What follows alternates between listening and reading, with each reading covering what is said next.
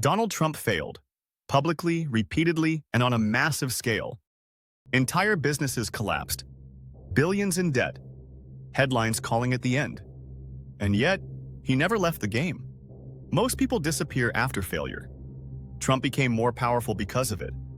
And once you understand why, you'll never look at failure the same way again. Most people believe failure is final. They see it as proof that they don't belong, as a signal to retreat, recalibrate, or disappear quietly. But Donald Trump never treated failure that way. And that single psychological difference explains why he stayed in the game while others vanished. To understand this, you need to separate two things most people confuse: business failure and identity failure. Trump experienced business failure multiple times: high-profile bankruptcies, projects that collapsed under heavy debt, public scrutiny, media ridicule. Yet he never collapsed with them. Why? Because Trump never fused his identity with the outcome. Most people do. They don't just fail at something, they become a failure. And once that happens, the game ends internally, long before it ends financially. Trump didn't internalize loss. He externalized it. When casinos failed, Trump didn't say, "I am incompetent." He said, "This deal didn't work under these conditions." That distinction is subtle, but it's everything. The American financial system made this separation possible. Corporate entities exist precisely so. Risk can be isolated. Debt can be renegotiated. Assets can be protected. And personal identity can survive. Trump understood this system intuitively. He structured deals so that downside risk often sat with lenders and investors, not with him personally. This wasn't luck. It was design. And because the risk was externalized, fear never became dominant. Fear is what ends most wealth journeys. Not lack of intelligence, not lack of opportunity. Fear of humiliation, fear of being exposed, fear of what this says about me. Trump didn't play that psychological game. He treated bankruptcy as a move, not a verdict. This is where many people get uncomfortable. They confuse moral judgment with psychological reality. You don't have to admire the strategy to understand its power. Trump didn't disappear after failure because he didn't see failure as exile. He saw it as repositioning. That mindset only works if your identity is larger than the event. And Trump's identity already was. By the time his businesses struggled, his name was bigger than any single company. The brand survived even when balance sheets didn't. This is a critical wealth lesson. If your identity is smaller than your project, failure destroys you. If your identity is larger, failure refines you.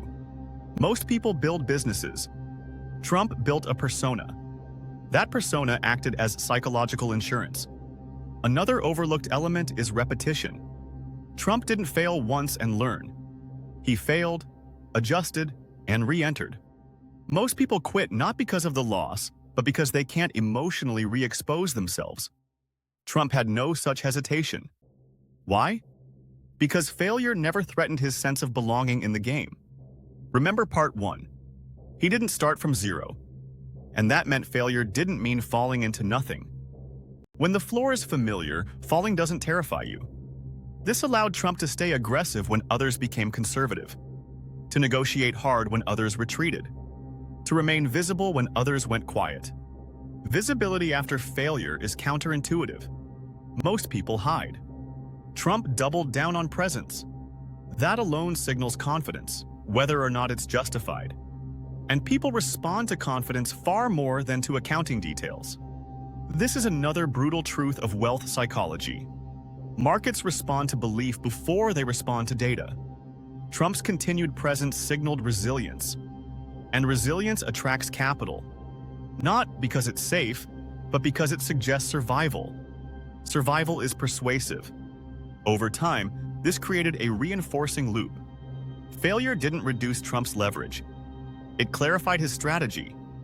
He leaned further into branding, further into licensing, further away from capital-intensive ownership. Failure taught him where the pain lived and how to avoid carrying it personally. This is where fail exit becomes dangerous in the hands of someone who understands leverage.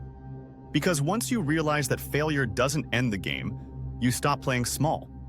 Most people never reach that realization. They play as if one loss defines them. Trump played as if loss was information. That doesn't make him immune to consequences. It makes him adaptable. And adaptability is far more important than perfection. By the time Trump entered the next phase of his life, failure no longer intimidated him. It had been absorbed, normalized, and integrated. That psychological immunity is rare. And it set the stage for something far bigger than business. Because once failure stops being a threat, you stop seeking approval. And when approval no longer matters, you're free to challenge entire systems. In the next part, we'll look at the moment when Trump's identity expanded beyond business altogether, and how visibility, not wealth, became his most powerful asset.